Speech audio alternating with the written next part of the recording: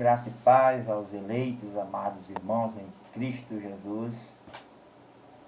Que muita bênção seja multiplicada a vida de cada um e que você possa ser iluminado através dessa palavra que nós vamos falar. É bem controverso, a crença do sistema é muito diferente e é algo que é futurizado, mas que na realidade, segundo a palavra, as escrituras, isso já foi, isso é uma escatologia consumada, né? Então nós vamos falar hoje sobre os últimos dias, ou últimos tempos, última hora, né? Já que o sistema religioso e as pessoas acreditam que esses últimos dias nós estamos vivendo hoje. Na Primeira Guerra Mundial disseram que era o fim do tempo, já era a última hora. Na Segunda Guerra também, na epidemia na Europa, a fome na África. E assim, né, eles vão empurrando com a barriga, futurizando, e nunca chega esse final dos tempos, esse final das eras, a última hora. Mas a Bíblia fala, a Bíblia explica sobre essa palavra, esse termo, né, usado, e que foi exatamente no final da era mosaica. Vamos dar uma olhada, uma lida, uma examinada nos contextos, textos e contextos, e vamos descobrir se os últimos dias estão relacionados conosco ou com eles lá. Então, o período mencionado na Bíblia como os últimos dias, ou últimos tempos, ou última hora, é um período que abrange do nascimento de Jesus Cristo até a destruição de Jerusalém no ano 70. Esse é o período que abrange os últimos dias, os últimos tempos, as últimas horas. Apenas isso. Não é para nós hoje, porque todo juízo e toda punição, vingança, tudo que Deus tinha para ser derramado na terra era sobre Jerusalém, sobre os judeus, o seu povo, não sobre a terra, os outros povos, nem a igreja, nem os gentios, mas era um ato, era um acontecimento exclusivo entre Deus e os judeus. Então nós vamos ver. Então é o período abrangente entre o nascimento de Cristo e a destruição de Jerusalém. A igreja primitiva estava vivendo no final da antiga era e o começo da nova. Todo esse período deve ser considerado como o tempo do primeiro e segundo, né, do advento de Jesus Cristo. Tanto no Antigo Testamento quanto no Novo, a destruição prometida de Jerusalém é considerada como um aspecto da obra de Cristo, intimamente associada com a sua obra de redenção, com a parousia, com a sua obra redentora, ressurreição dos mortos e tudo mais. Então, sua vida, a vida de Jesus, a morte, a ressurreição, sua e também da igreja antiga, né? A igreja do Velho Testamento, juntamente com aquele período de transição da geração de Jesus de 40 anos, onde muitos santos foram também mortos pela perseguição judaica e romana, né? Então ali, até o ano 70, onde cumpriu-se o final dos últimos dias, o juízo e a destruição, então a vida, a morte, a ressurreição, a ascensão, derramamento do Espírito Santo, né, ressurreição dos mortos, transformação, bodas do Cordeiro, instituição e implantação do reino, tudo isso que foi determinado sobre Jerusalém, todos são parte de uma única obra, de um único propósito, de trazer o reino de Deus e criar o seu novo templo. O reino de Deus, que o sistema religioso crê, as pessoas, são um reino físico, mas não é.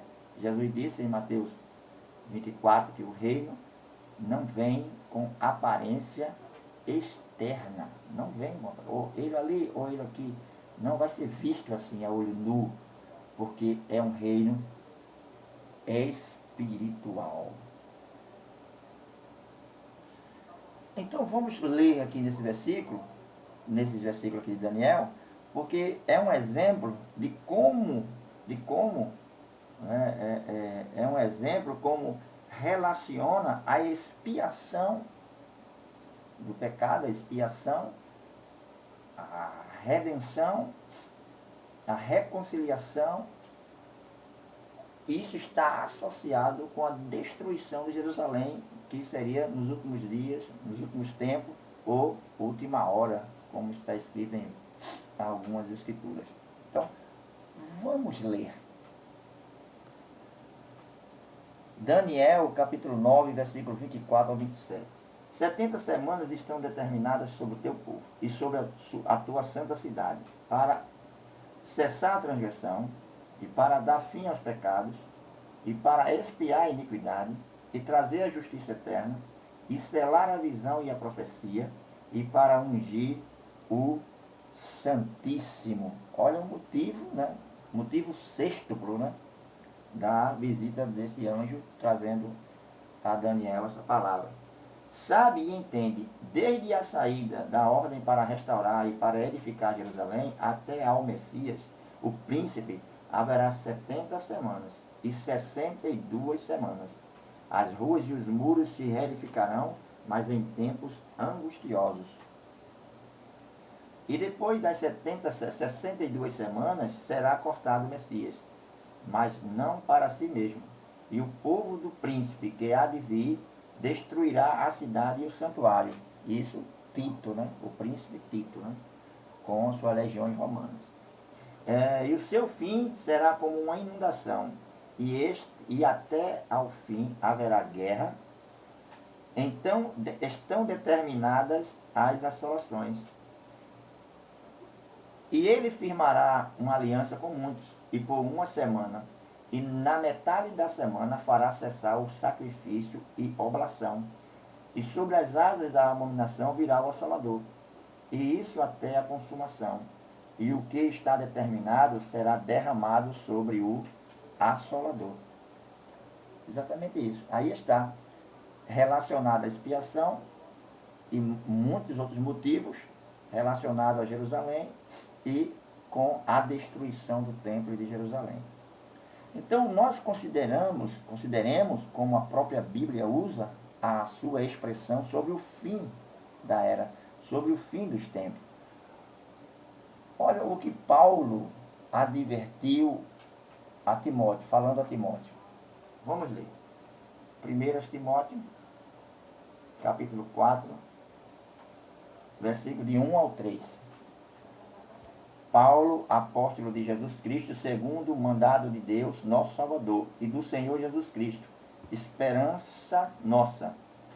A Timóteo, meu verdadeiro filho na fé, graça, misericórdia e paz da parte de Deus, nosso Pai, e da de Cristo Jesus, nosso Senhor. Como te roguei quando parti para a Macedônia, que ficasse em Éfeso,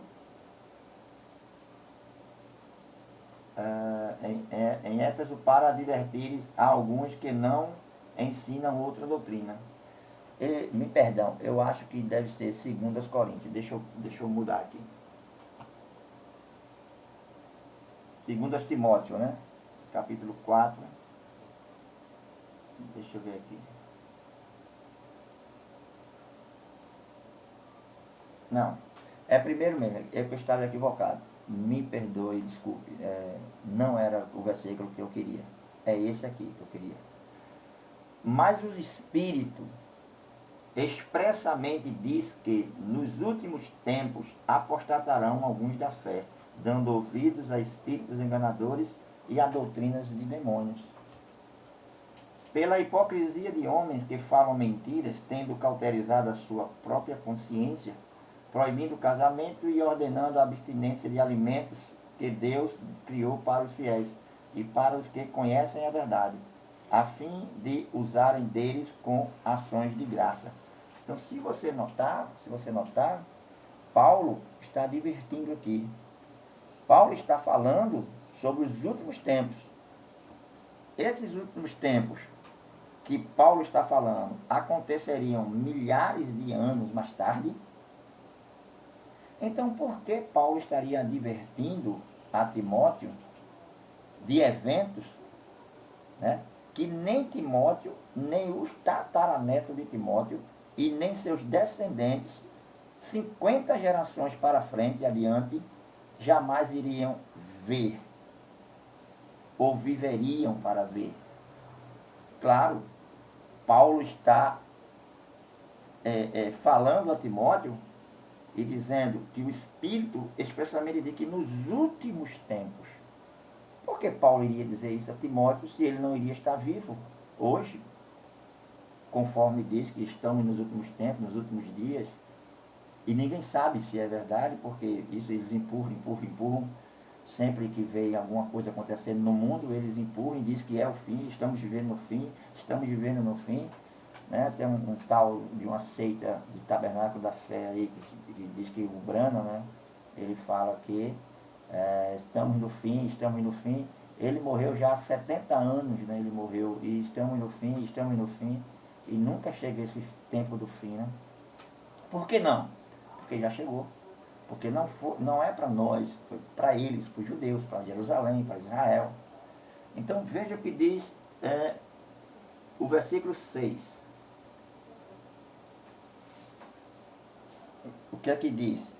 Expondo estas coisas aos irmãos, tu serás bom ministro de Cristo Jesus, alimentado com a palavra da fé e da boa doutrina que tem seguido.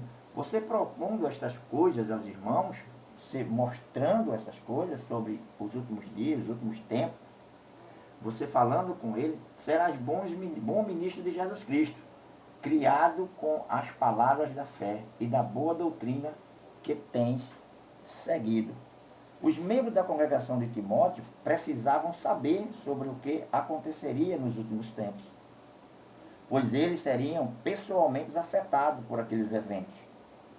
Em particular, eles precisavam de certeza que a apostasia vindoura era parte do padrão geral de eventos que conduziriam ao fim da antiga ordem e o pleno estabelecimento do reino de Cristo. Como podemos ver em passagens como a de Colossenses, né? Vamos ler. Colossenses, capítulo 2, verso 18 em diante. Ninguém vos domine a seu hábito com pretexto de humildade e culto dos anjos, envolvendo-se em coisas que não viu, estando em vão inchados na sua carnal compreensão, e não ligado à cabeça, da qual todo o corpo, provido e organizado pelas juntas e ligaduras, vai crescendo em aumento de Deus. Se, pois, estáis mortos com Cristo quanto aos rudimentos do mundo, por que vos carregam ainda de ordenanças, como se vivesseis no mundo, tais como: não toques, não proves, não manuseis, as quais coisas todas perecem pelo uso, segundo os preceitos e doutrina dos homens, as quais têm, na verdade, alguma aparência de sabedoria, em devoção voluntária, humildade e em disciplina do corpo, mas não são de valor algum, senão para a satisfação da carne. Então, as doutrinas de demônio, das quais Paulo advertiu, estavam em voga durante o primeiro século, estava ali. E os últimos tempos já estavam acontecendo. Isso é totalmente claro na última declaração de Paulo, né? Vamos ler. 2 Timóteo, capítulo 3, versos de 1 a 8. Sabe, porém, isto, que nos últimos dias, olha, isso aqui é Paulo advertindo a Timóteo. Se fosse para hoje, os últimos dias fosse hoje, por que ele iria advertir a Timóteo?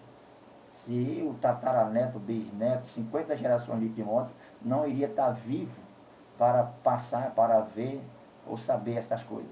Não faz sentido, né? Então aquilo iria acontecer exatamente ali. Os últimos dias era aqueles dias que eles estavam vivendo, porque eles iam ter essa experiência, iriam passar por isso. E iria trazer um pouco de dor e de aflição. Porque foi algo muito tremendo, muito forte, como Jesus disse em Mateus 24. Jamais visto, nem antes e nem depois.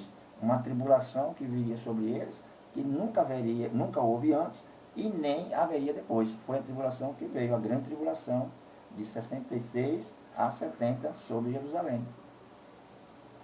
Então, sabe, porém, isto, que nos últimos dias, Paulo está falando sobre os últimos dias aqui, sobrevirão tempos trabalhosos. Porque haverá homens amantes de si mesmos, avarentos, presunçosos, soberbos, blasfemos, desobedientes a pais e a mães, ingratos e profanos, dentre muitas outras coisas mais. Então, as próprias coisas que Paulo disse que aconteceria nos últimos dias, estavam acontecendo enquanto ele escrevia essa carta. Já estavam em evidência. E ele estava simplesmente advertindo Timóteo acerca do que havia de esperar, que ele teria que esperar, à medida que a era chegava ao seu clímax. Aquilo ia se agravando a cada momento, até a destruição do templo. Iria acontecendo, e essas coisas se multiplicando. Então ele estava avisando, advertindo a Timóteo, para que a Timóteo falasse isso na sua igreja, aos seus membros, às pessoas que ele estava ali pregando aquele evangelho do reino naquele momento. Então, no livro de Hebreus, no capítulo 9, versículo 26, tem algo interessante aqui. Ó. Hebreus 9, 26. De outra maneira, era necessário lhe fora padecer muitas vezes, desde a fundação do mundo. Mas agora, olha, isso é Paulo falando lá aos Hebreus. Disse, mas agora. Não agora hoje, 21 séculos depois, mas lá no primeiro século. Mas agora, na consumação dos séculos. O que quer dizer consumação dos séculos? Final. Até a consumação dos séculos. Da era mosaica, a consumação do Velho Testamento, a consumação da Velha Aliança. Agora, na consumação do século, né? Dos séculos, uma vez se manifestou para aniquilar o pecado pelo sacrifício de si mesmo. Então, quem foi que se manifestou para aniquilar o pecado pelo sacrifício de si mesmo? Foi Jesus. E quando isso aconteceu? Exatamente na consumação dos séculos, no final, nos últimos dias, na última era, na última hora da Velha Aliança. Porque a nova agora não tem fim, né? A nova não vai ter fim. A nova é para eternamente. O Evangelho da graça de Deus, que é o que prevalece hoje, o Evangelho do reino, foi até a chegada do reino, a sua instituição, ele é eterno, segundo Apocalipse, capítulo 14, versículo 6. Né? Esse Evangelho é eterno, não se acaba nunca, vai ser para sempre. Né? Então, em Hebreus, no capítulo 9, no versículo 26, diz assim, e no capítulo 1 de Hebreus, e o versículo 2, olha o que diz.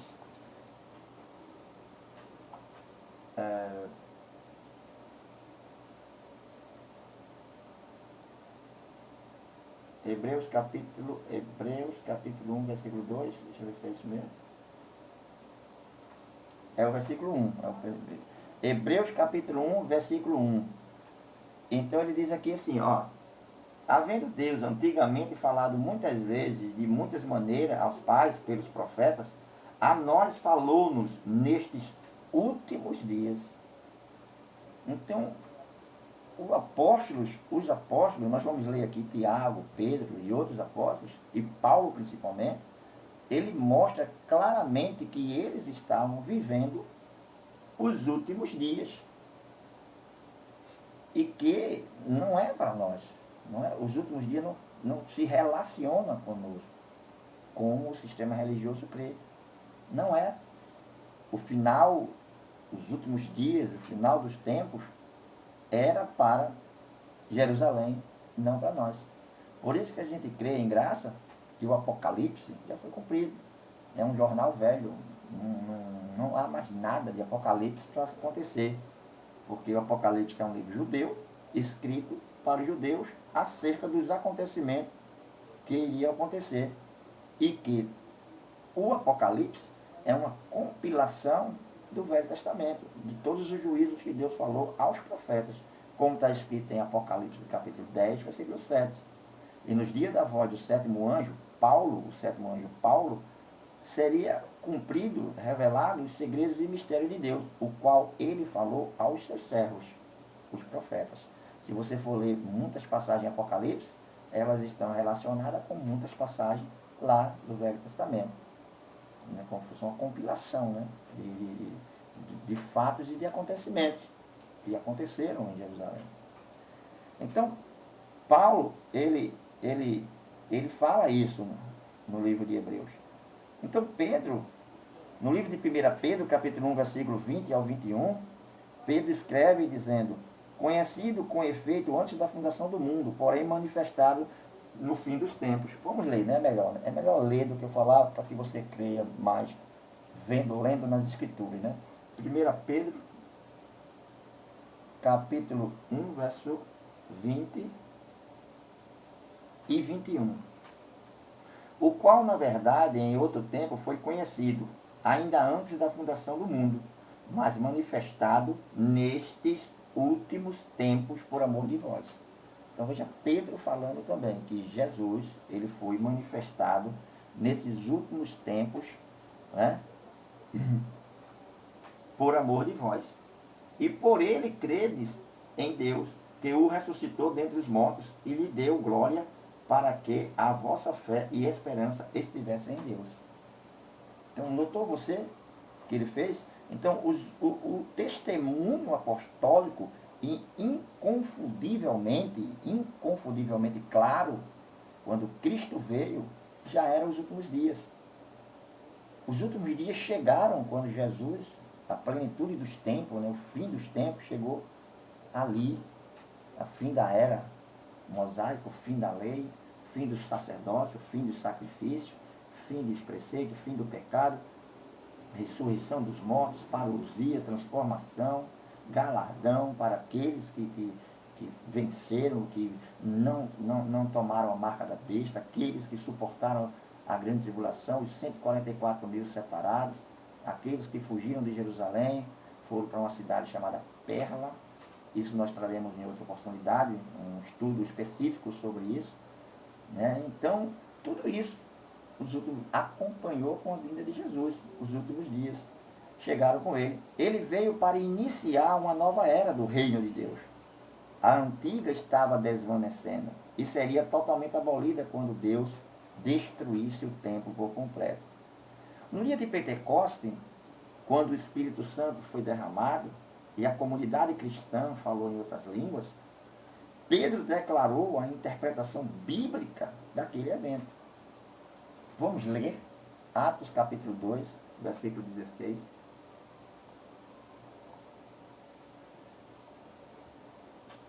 Ao que Pedro falou, Pedro, ele descreveu, né? Ele interpretou, ele mostrou o que aquele evento significava e o que realmente estava acontecendo. Mas isto é o que foi dito pelo profeta Joel. Isso é Pedro citando o profeta Joel. Dizendo que nos últimos dias acontecerá, diz Deus, que do meu espírito derramarei sobre toda a carne, e os vossos filhos e as vossas filhas profetizarão, os vossos jovens terão visões, e os vossos velhos sonharão. Então, olha o que Pedro está dizendo. Quer dizer que o derramamento do Espírito Santo, o dom de línguas, né, que ele falar em línguas lá, ele está dizendo que isso era uma evidência do fim dos tempos, dos últimos dias de Israel, dos últimos dias da lei de Jerusalém, do Velho Testamento, da Velha Aliança. Ele está dizendo aqui que Joel profetizou isso, está escrito no livro de Joel. E ele está dizendo, isso é o que foi dito pelo profeta Joel, que nos últimos dias. Então, o derramado, o Pentecostes das línguas estranhas, o derramado daqueles dons, foram feitos nos últimos dias. E que aquilo cessou, quando terminou os últimos dias, que foi com a destruição do templo em Jerusalém no ano 70. Né? Então, isso foi o que aconteceu. Então, nós vimos como isso foi. Né? Se você ler no livro de Isaías, no capítulo 28, do versículo 11 ao 19, está escrito lá que Deus disse, por lábios gaguejantes e por línguas estranhas falará o Senhor a este povo. E qual era o interesse de Deus falar ao povo em línguas estranhas? O que significava a línguas estranhas, né? O dom de línguas? O que representava, o que estava, qual era o testemunho da língua estranha para eles? A gente vai ver. Vamos só mais um pouquinho adiante. Então, o milagre do Pentecoste foi uma mensagem espantosa para Israel. Eles sabiam o que isto significava. Era o sinal de Deus de que a pedra principal angular tinha chegado e que Israel tinha rejeitado para a sua própria condenação. Para a sua própria condenação. Então, Mateus 21, 42 a 44, 1 Pedro, capítulo 2, versículos 6 a 8, explica isso claramente. Era o sinal de juízo e reprovação. O sinal de que os apóstatas de Jerusalém estavam por cair para trás, por ser destruídos. E se quebrarem e alçarem e serem presos, banidos, mandados embora para outras nações, dispersos, destruídos, e completamente a vingança de Deus estaria completa. Então, os últimos dias de Israel tinham chegado. A antiga aliança estava no fim. E Jerusalém seria varrida em um novo dilúvio. E abriria caminho para a nova criação de Deus. Como Paulo diz aqui, ó, sobre o dom de língua. Vamos ler. Capítulo 14 de 1 Coríntios. Versículo 22. Olha o que diz. De sorte que as línguas são um sinal, não para os fiéis, mas para os infiéis, ou incrédulos, né? Para os incrédulos. E a profecia não é sinal para infiéis, mas para fiéis. Quer dizer, a profecia é o contrário. A profecia que é a palavra de Deus, é uma confirmação. Mas o dom de línguas, o dom de línguas, ele seria um sinal para os judeus incrédulos da aproximação da sua condenação. Porque o dom de língua foi derramado exatamente no final dos tempos, para mostrar, para provar o fim, a qual Deus tinha dito em Isaías. Eu falarei a este povo, por lábios gaguejantes e por outras línguas. Então, os judeus seriam usados para falar em outras línguas, não línguas de anjo, né? Línguas estranhas. Deus não fala línguas estranhas. Aquilo que foi derramado não foi línguas estranhas, foi idioma, foi por lábios, falei por línguas estranhas, por outros povos, por línguas de outros povos eu vou falar a este povo. Eles não vão dar atenção, não vão dar ouvido, mas para a sua própria condenação. A igreja primitiva anelava, a igreja queria a vinda da nova era, porque a velha lei os matava, os destruía, os sufocava. Eles não conseguiam cumprir os 613 preceitos. Então Jesus veio e cumpriu, e pegou e rasgou e cravou na cruz, tirando do meio deles aquilo que matava eles. Então essa era o anelo da igreja primitiva. Eles sabiam que com o fim visível do sistema do antigo pacto, a igreja se manifestaria como novo e verdadeiro templo da habitação de Deus. Pode hoje construir 1000 templos. Tem um lá no Rio, lá no Brás, construíram uma réplica do Templo de Salomão. Lá carrega a arca, lá tem candelabro, lá tem incensário, lá tem homem vestido com roupas judaicas, sacerdotais, quipá, e eles pregam até lá dentro vestidos de quipá. É uma abominação, né? Uma heresia completamente. Está lá. Mas vê se Deus está naquele negócio. Vê se Deus aprovou aquela construção ou habita naquilo ali. Aquilo é só covil de ladrões e salteadores. Aquilo é um antro gigantesco de toda sorte de bestas, ao ponto que Jesus disse, virou morada de demônios. É isso que é, e pode levantar lá em Jerusalém quantos templos quiser. Deus não vai habitar mais nesse lugar, em templo de pedra. Ele não habita, nunca habitou, vai habitar agora. Ele habita no seu, que ele fez, na sua igreja, no seu corpo, o corpo de Cristo que somos nós. formado por membros ligados, né, ligados pelo Espírito Santo. Este é o corpo, este é o templo. Paulo diz, vós sois templo do Espírito Santo. Então não importa quantos templos seja erguido, Deus não habitará mais, porque Ele tem a sua habitação eterna já determinada, escolhida, separada, aprovada e abençoada por Ele, que é a igreja. Você é a igreja de Cristo. Você é o templo de Deus. Não adianta quantas maldições eles lançam. Eles dizem que você é pecador, mas você não é nada disso. Você faz parte da igreja e ela é santa, sem ruga, inculpável, sem mancha. Não tem culpa alguma. A igreja de Cristo não tem pecado. A igreja de Cristo não precisa de advogado. Para você estar dizendo que Jesus é o teu advogado. Jesus não é seu advogado. Jesus não é advogado. Advogado só é para quem tem culpa, para quem está devendo, para quem precisa cometer um delito, ou para quem está em apuros, ou para quem está devendo, ou para essas coisas todas. E a igreja não deve nada a Deus, porque fomos salvos pela graça, e tudo que Jesus conquistou, o poderoso conquistador, nos deu de graça. 1 Coríntios 3 em diante diz, está escrito lá, que nós somos dono de tudo, da vida, da morte, do porvir, do passado, do presente, da sepultura, de tudo, de tudo, tudo, tudo. Nós somos dono, porque Ele conquistou para nós e nos deu de graça. Pare de estar pagando por bênção nessas seitas, nesses lugares, nesses covios. Pare de estar gastando seu dinheiro. Pare com esse negócio de estar dando dízimo. Dízimo não é dinheiro, dízimo era alimento. Pega o teu dinheiro, compra um carrinho para o teu filho, compra comida para você, pega o teu dinheiro, paga uma conta de luz atrasada, pega o teu dinheiro, gaste com você, porque este é o mandamento de Deus, este é o mandamento de Deus. Dízimo não foi abolido, é um preceito da lei, e a lei foi rasgada, tirada do nosso meio, completamente. Li a palavra. Jesus nunca disse que dízimo era dinheiro. Vocês dão o dízimo do endro, da hortelã e do cominho. Isso não é dinheiro, isso era alimento. Era preceito da lei, foi abolido completamente. Olha o que eles fazem com o dinheiro que vocês dão aí. Vivem regradamente, compram fazendas, compram iates, navios, carros, mansões e vivem uma vida. Você acha que esses homens estão querendo que Jesus volte? Claro que não, eles dizem que Jesus vai voltar, mas Jesus não tem como voltar, para eles não vai voltar, e nem importa que volte.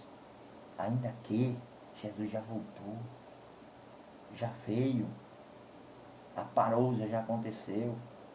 Eles sabem disso, mas sabe o que eles não dizem a você?